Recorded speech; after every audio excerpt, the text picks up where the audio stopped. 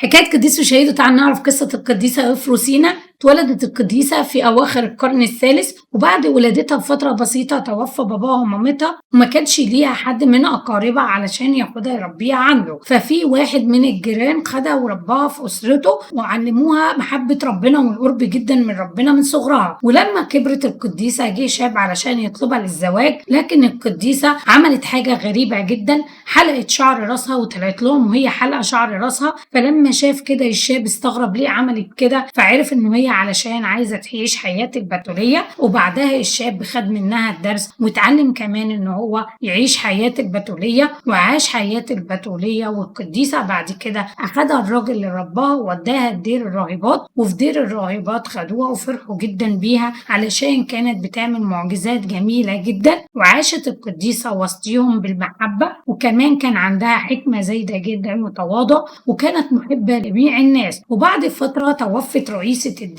فقرروا الراهبات انه خليها هي رئيسة الدير. وكانت رئيسة الدير محبوبة جدا، وكانوا دايما بيتجمعوا جنبها الراهبات علشان يتعلموا منها. وعاشت حياتها كلها في قرب مع ربنا ومحبة ربنا. وتنيحت القديسة يوم 9 أمشير وكان عمرها 80 سنة. تنيحت في أيام البابا يوحنا الثامن البطريرك رقم 80. ودي كانت قصة حياة القديسة أفروسينا، وبركة القديسة تكون معانا، ولربنا المجد الدائم إلى الأبد آمين.